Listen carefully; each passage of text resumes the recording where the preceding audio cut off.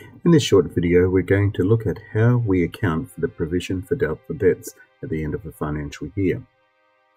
You'll be given some information at the end of the question, but first we look in the trial balance and we look for the cost of goods sold, the bad and doubtful debts, and we've got $4,310 debit. So I'm just going to put a general journal entry over here just to show you. It's happened from June 30. We see that bad and doubtful debts is debit. So what I need to do is I actually need to make bad and doubtful debts 0.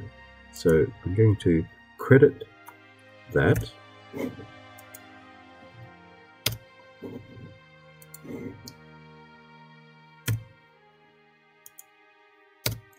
And place it there, and that will actually have the effect of zeroing out bad and doubtful debts.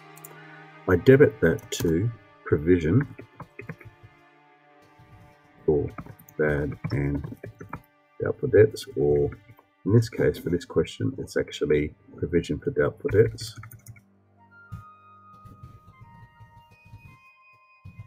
Abbreviate that doubtful debts to DD, and the figure that will be the same figure there, and our narration is transfer bad and doubtful debts to provision.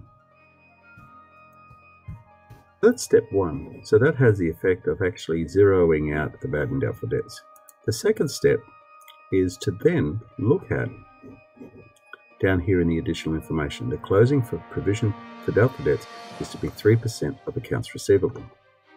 Now, just a little bit of working out here. I want to find 3% of my accounts receivable. So 0.03 by our accounts receivable.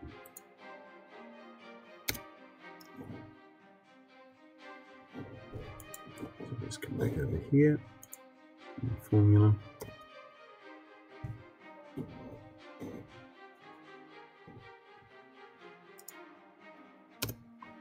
Okay, so that's the figure that I want my provision for doubtful debts.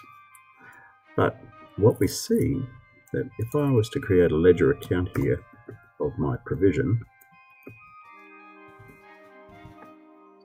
I would see that it actually has a balance.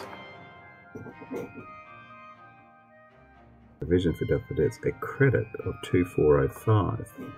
So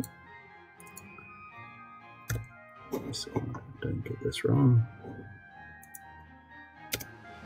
So it'd be a balance of 2405.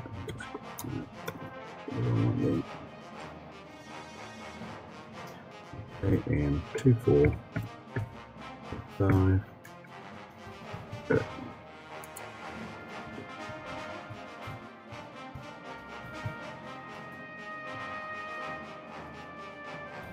So I want my balance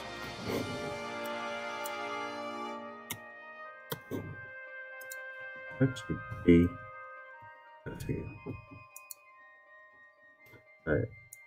That will actually be credit.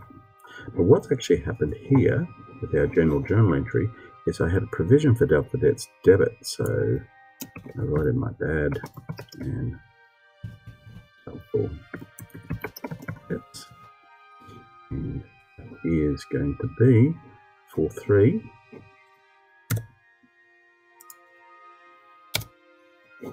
Now, what that will actually do is that that figure, take away that figure.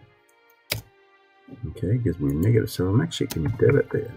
So what I need to put in here is I need to increase my provision for doubtful debts from a negative or debit 1,905 to $770.52.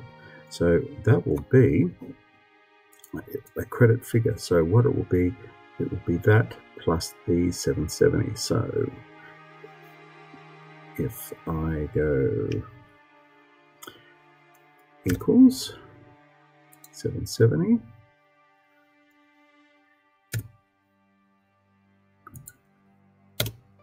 should be there, and that's the figure that I require now for my provision for doubtful debts. So if I write in now bad and doubtful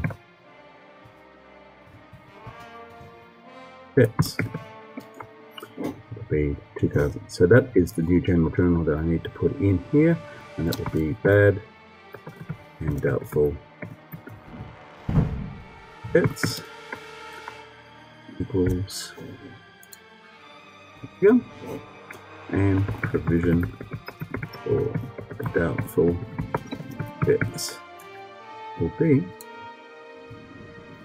that figure there, and we can put in as a narration new provision for doubtful debts, 3%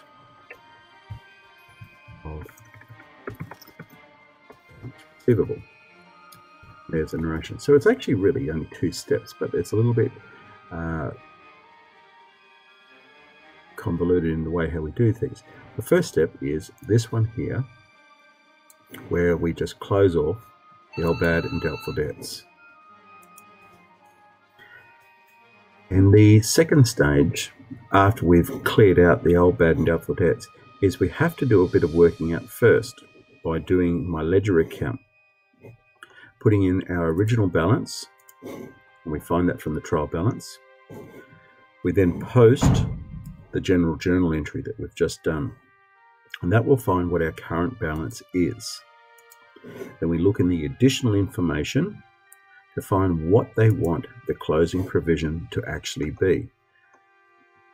I find that out and I put that into my balance column, and then I work backwards to try to find out what I need to put in for the second general journal entry, so that I do come up with this final figure that will be 3% of my accounts receivable. So there's literally just those 2 steps. Have a look and review over there, and post any questions on the channel. Thank you.